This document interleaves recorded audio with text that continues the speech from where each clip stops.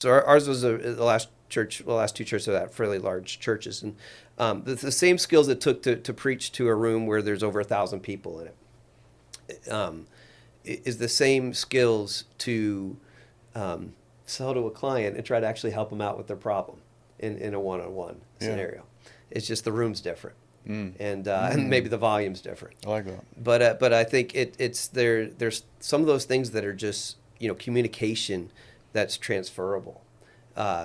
People that's transferable. The interesting thing, you work at a church, and so everybody has an opinion. Yeah, well, right? And then if you're the pastor, you might as well just put a target on your back, and just say, "Oh, apparently something on me says I want to hear your opinion." But it happens in business too. Yeah. Right? Yeah. It happens. I remember talking to a buddy who quit his job, and he told me, he's like, I quit one crappy boss to just pick up 100, because he was going, now I got all these clients, and they're needy, and they got issues, they got opinions, and that's all they want to talk about. And so it's the same. It really is the same thing. I think what 20 years of ministry did, it gave me a fertile ground to learn a lot of hard lessons, good lessons, test some things out, and then transfer them. And so, yeah, but there was that stage where I thought, oh, I'm gonna have to, other than you got to learn some acronyms and stuff that what does that mean? I don't know, or some different expressions, but no, it's the same. It's the same. Truth is truth. It's the same truths, and they apply. What you learn in leadership there applies in leadership here. I mean, I see a direct correlation between, pastoring, counseling within a church. I mean, because you're getting everyone's opinion. You're basically their counselor, correct? And then It plays a role. right. Yeah. And then consulting is, I can see how you can go from being a pastor to being a consultant. Yeah. Did you? So just so you know, I wasn't the lead guy. Okay. I was the number 2 guy, which there's a whole lessons in that. Because then you still got to be able to lead up. I love number 2 through 10. I love that. I've talked about that. And I tell people all the time, you don't need to be number 1. Correct. You don't need to own the business. Yeah. You don't need. There's this forced idea of everyone should be an entrepreneur. You start your own business, be your own person, be your own boss. That's so hard. Yeah.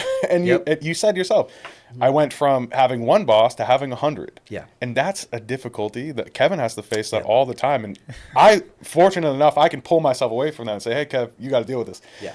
But 2 through 10, your life is probably pretty good. You probably make great money. I talk about Tesla. Okay. 2 through 50 are richer than anyone we know. Yeah. So you don't have to be that number 1. I love that you said that. But going back to your that idea of being a counselor, in which you did get called on to do that, right? Biblical counsel, and to do that, and then bring it over into consulting. Yes, I would say there is a correlation, but I can't. I mean, in publishing, I've done that area of the business. I've worked the marketing. I've worked the sales. I've worked. You're still, even as an entrepreneur, you're playing the role of counselor, right? You have clients that are coming to you, and a lot of times what they tell you they want is not what they really want.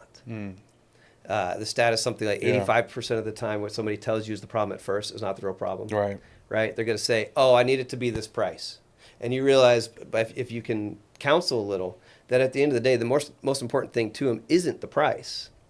It's actually the result, or it's solving this problem. And then that price might be a little more adjustable than they thought. But you won't get there unless you can kind of, again, it's that EQ, understand what they're really saying and what they're coming to, and make sure they get that you get what they're saying.